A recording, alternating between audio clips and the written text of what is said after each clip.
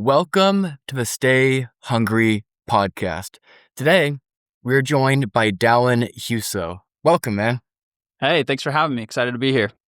Yeah, I brought you on here because you are crazy young, but you have your own pool maintenance repair company. Just at 21, and then in 5 years, you've grown to have over 15 staff, 500 accounts, which is just crazy to me.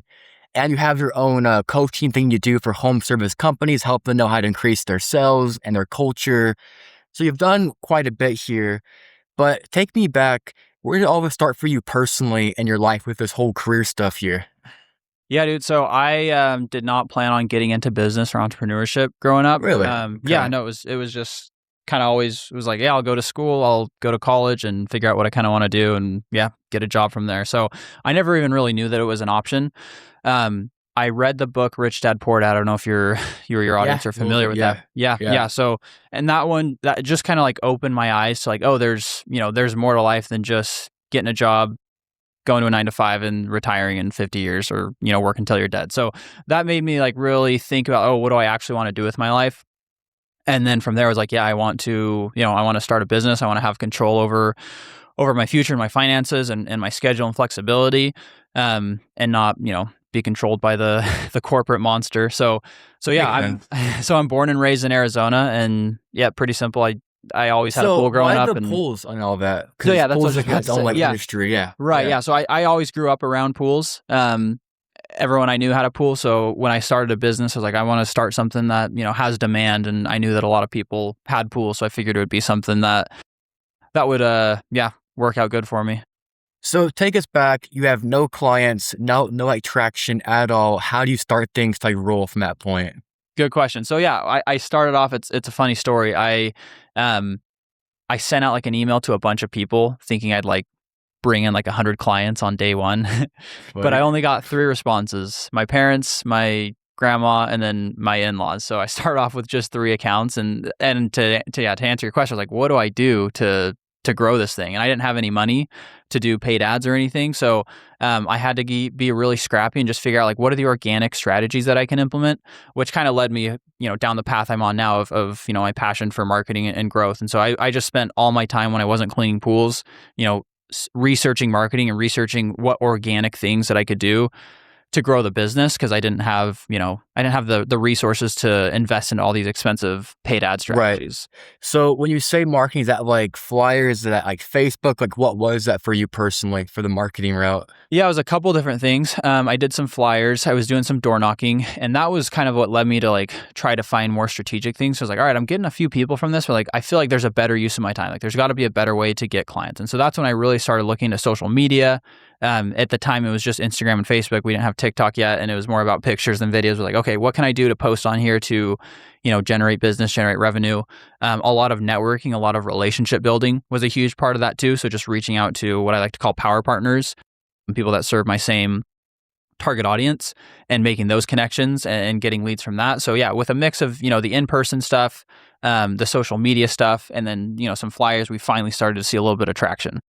Well, it sounds kind of tough because Facebook is very global, right? Whereas you were like in one city, you were in Gilbert, so you couldn't like target like everyone in the whole state. You had to have like these like cities only for like Facebook, right?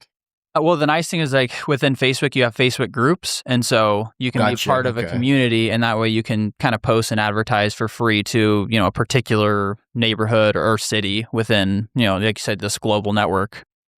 Right. And most folks, they hate sales completely, but you had to do like some like door knocking here and there. Do you have tips on like what helped you for that? Yeah, I mean, there's a ton of stuff about sales that I could talk about. I think the biggest thing is like I think people overthink sales, and they try to, come up with all these tactics and tone of voice and all these things to, trick a client or be pushy. Right. And yeah, there's a lot when it comes to overcoming objections and adding value. But like the biggest thing is like just be a real human being and have a real conversation. And people do business with people that they like, know, and trust. And so if you can be a person that's likable, and that they feel like they can trust, then that's the biggest first step that you can take. Obviously, there's a couple like little things you can do here or there to improve your sales. As long as you're passionate about what you do and you truly care about the people that you're talking to, I think you're already 80% of the way there. Right. So why did you not give up on this? Because you had at first like 3 clients, right? You had no real traction here. What kept you going for this whole process for the company?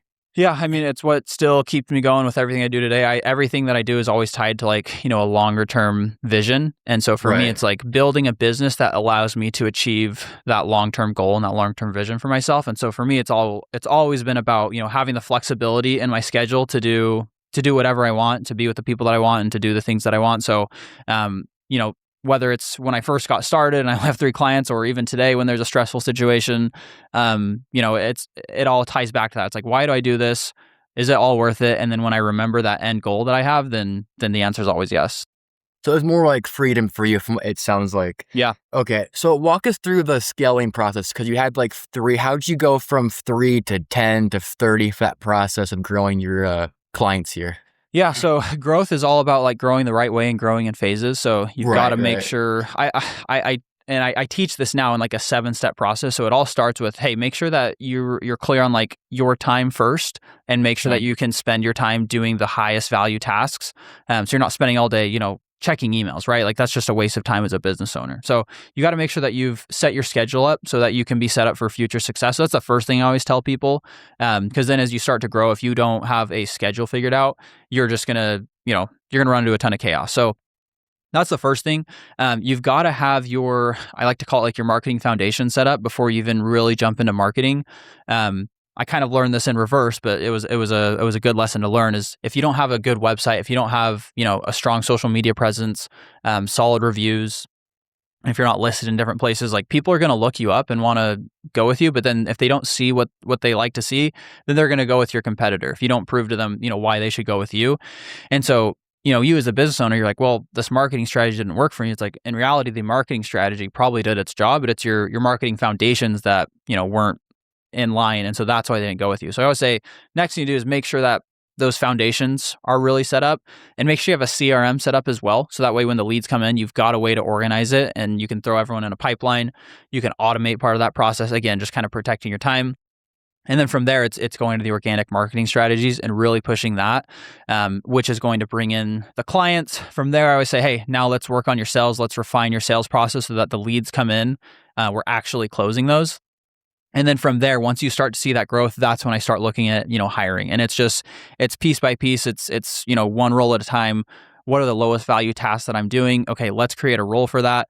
For me, it was starting off with, okay, a receptionist, because I'm spending all this time, taking phone calls, trying to schedule. Can I get someone part-time to handle that stuff? And then from there, it's okay, now I need to hire a technician because I'm spending all my time in the field. And then you just keep going from there. It's like, okay, now I need to hire a service manager because I'm spending all my time, answering questions from the technician. So it's just one step at a time, and just making sure you're growing in the right order. Which makes sense, that a step in that process. Yeah. You mentioned closing to me.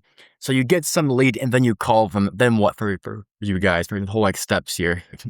Yeah. So in terms of the sales process, I'm really big on going out in person, and building value rather than just like giving a price over the phone. Because if all you do is give a price, then they're just comparing prices for you and the next company, and you're only going to win if you have the cheapest price. So we always like to go out in person if possible, so we can build the value before we give a price. Because my goal is, hey, I want this to look like an apples to oranges comparison. So it's not even like the same 2 services that they're getting. If they were going to compare me to another pool company.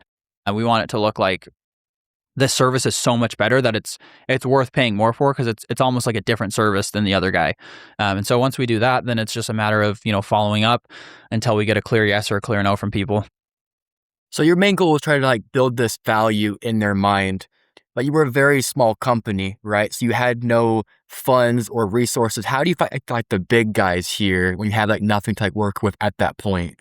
Yeah. So I always like to say, whatever stage you're at, use that to your advantage. Because when you're the small guy, you've got to figure out what are my UVPs, which is like your unique value propositions. What makes you stand out? What makes you different? Why should someone go with you rather than the other people? So when you're super small, like that's going to be all about, hey, this is, owner operated. I'm going to be the one coming out and cleaning the pool myself. When you call, you're going to get me as the owner. And that can be something that allows you to close a client. But then when you start to grow, you have you're in a different stage of business. So for example, hey, now we've got a service manager in place. Now that can be my unique value proposition. Hey, when you go with us, you're going to have a dedicated manager who's sitting down at a desk who can, look you up on a computer, answer any questions you have about the schedule, about your technician, about your pool, about your invoice, and you don't have to worry about, dealing with something in the field.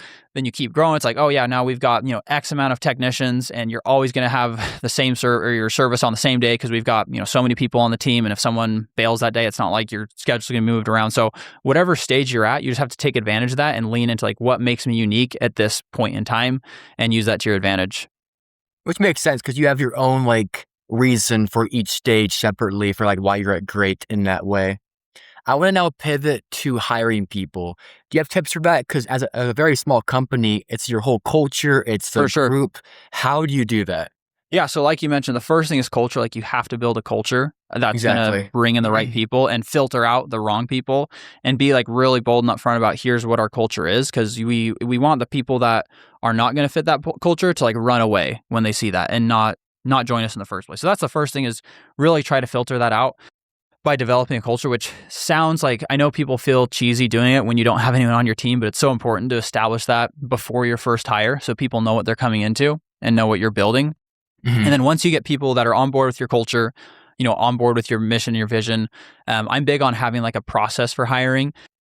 And having a couple interviews. I basically want to give people, as many chances as possible to show me who they really are before I actually hire them. So, if they show up late to an interview, if they say they're going to do something, they don't actually do it. If they did that during the interview process, most likely they're going to do that as an employee too. So it just gives me a couple of touch points of okay, how does this person act in these situations?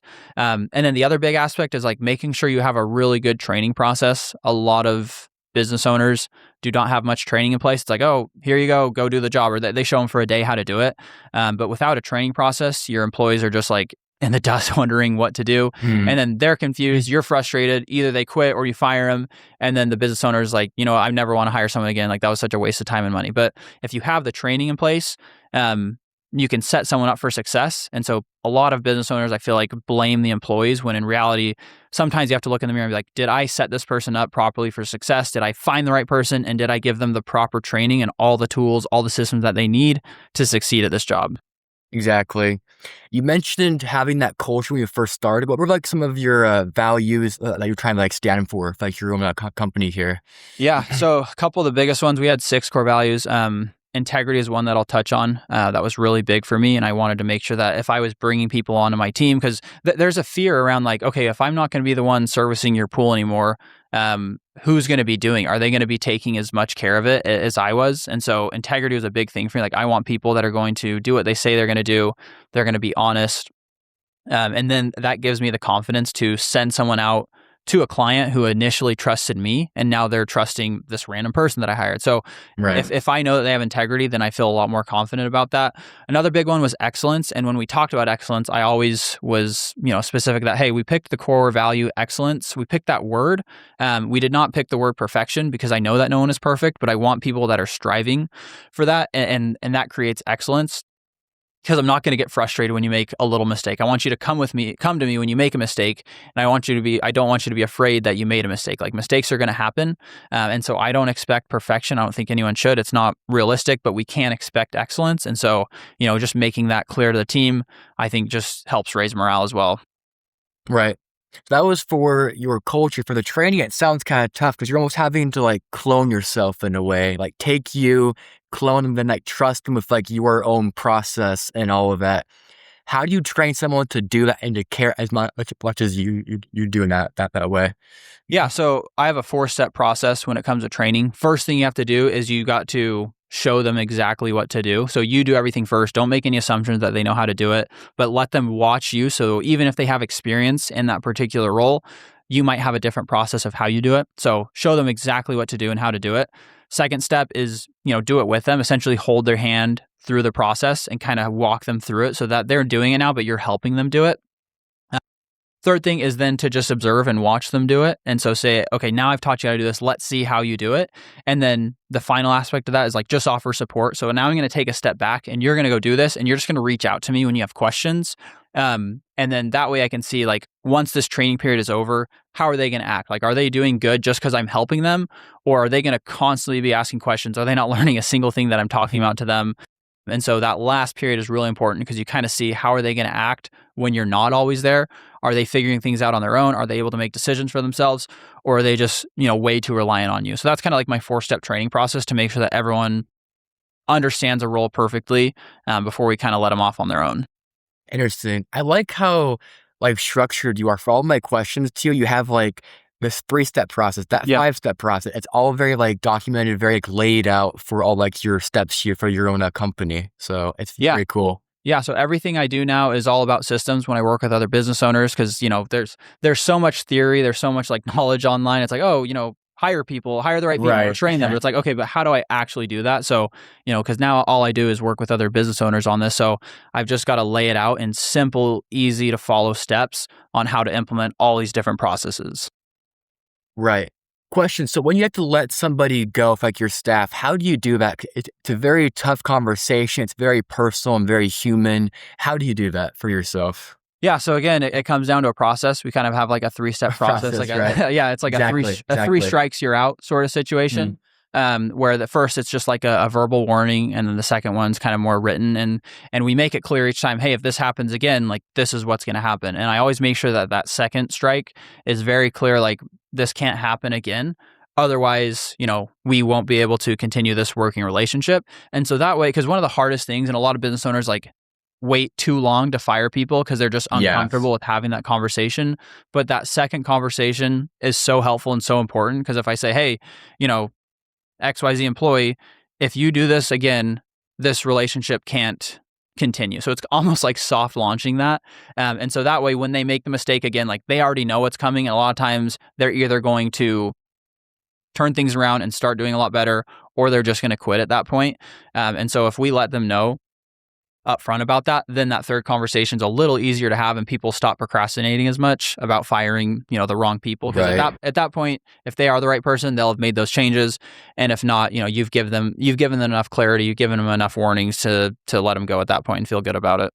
Well, this all sounds easy, like in theory, but if they're either your friend or your family, it's a little bit more tough probably in that way because you know them personally and that whole like connection.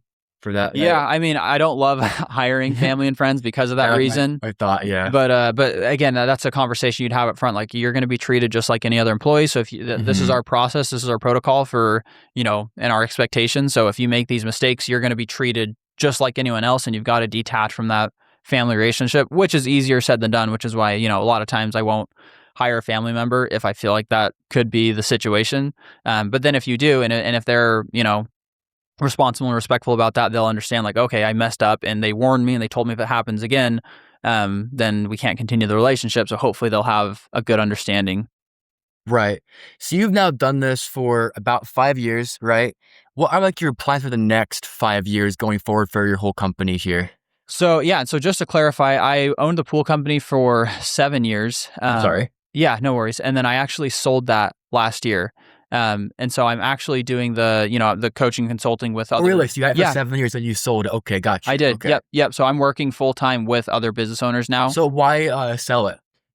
Great question. It was always the goal at some point to grow the business to a point where I could sell it. And then I would say around 3 or 4 years in, I started to work with a couple people on the side just for fun, just because I loved marketing and growth so much. And then that led to a couple referrals, and that kind of snowballed from there. And I started to get pretty busy just on the consulting side with other home service business owners. And so my goal at the time was like, hey, let's just grow both of these. I enjoy doing both. But I got a really good offer that came up, and it just kind of made sense. I was getting really busy on the consulting side too. And I was just having so much fun, like watching these other business owners grow their business. And it just kind of made sense to jump into it full time. So you mentioned that offer. Were you like trying to sell the whole company? Was that like your goal there? Not at that particular time. Like I said, Oh, really? Okay. my goal was, hey, I want to sell this at some point. I just don't know when. And it was just a great opportunity. Like I said, the price made sense, and just how busy I was getting on the consulting side made a lot of sense too. So it just helped me make that decision. Do you have tips for selling? Because obviously, once you sell a whole company, it's a change for the culture, for the owner, for your staff. How do you do that for the process there? Yeah. Again, kind of what I mentioned with systems, like have systems in place for everything. You're going to be able to sell for a lot more if you have systems in place. Otherwise, people are like, I'm just buying a job. And so Exactly. then Yeah. they're not willing to pay as much for it. But if you have systems in place, if you've got good software in place, and if you've got, solid people in place, then you can sell for a lot more. Which makes sense because for some companies, once the owner leaves, that falls like a whole part because once you're gone, all those systems, those processes are then gone from the whole system for your whole company then. Right. So, Right. Yep. okay. I want to now pivot to your coaching. How does that work? Yeah, so I work with specifically home service business owners who are looking to grow. And so I start with them kind of with what we talked about earlier, with like a 7-step process that goes from starts with your time, then we go into your marketing foundations, then we set up your CRM, we jump into organic marketing strategies, work on your sales process, work on the hiring process, and then set up systems is the 7th and the final step of all that. So I like to work with business owners for 90 days. I like to come into the business, set up all those systems, set up that growth, and yeah, just allow them to grow the business without having to be tied down to it. And the goal is like, let's grow the business. Let's add more leads. Let's add more revenue. Let's add more profit, but let's also allow you to spend less time in the business. And so you're not working 60 hours a week for this. And so, yeah, that's my goal with business owners. Usually takes about 90 days to implement those systems, and the growth and the results has been pretty cool from that. Why the 90-day? It seems kind of fast, or is that pretty common for like this like coaching industry for that?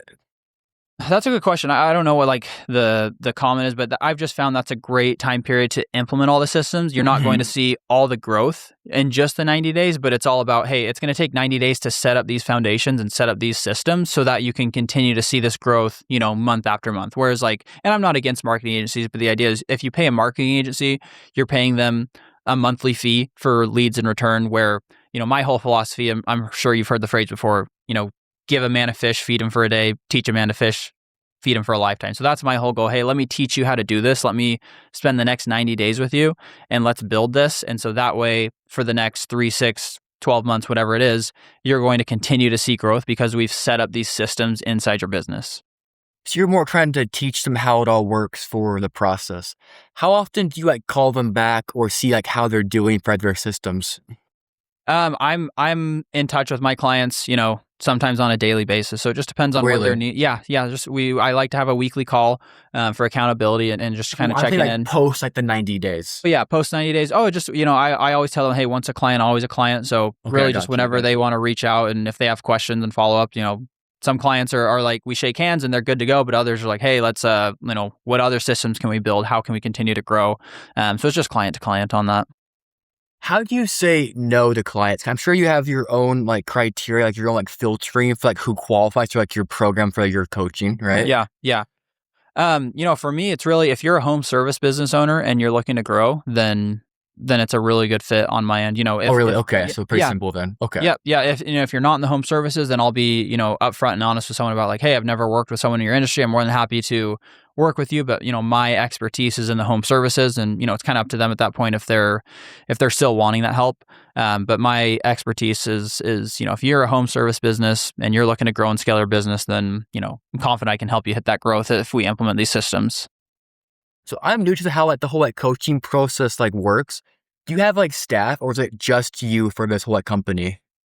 Great question. I have one employee on the back end that helps me with a lot of, back end stuff and, some marketing and stuff like that. Like you'll see I post on social media every day, and it's not me physically going and doing that. I've got someone that's editing all my videos for me and posting that and helping with the strategy. So I do all of the client delivery. So like, if someone becomes a client, they're dealing with me every day because I'm the one that has the experience when it comes to growing the business. But any of the back end stuff, if someone needs help with their website, or just with the CRM, like I've got an assistant that can help out with that sort of stuff as well. And you probably plan to like scale soon, right? From like one person maybe to like 3 or 5, right? Like at the future here. Yeah. So right now, my whole goal is like, how can I help as many business owners as possible? So I'm still not clear on like what that's going to look like in terms of, do I need more coaches on the team? Do I just need more back end help? Do I want to deliver more free content to help people out? So I'm still, tweaking those ideas around a little bit.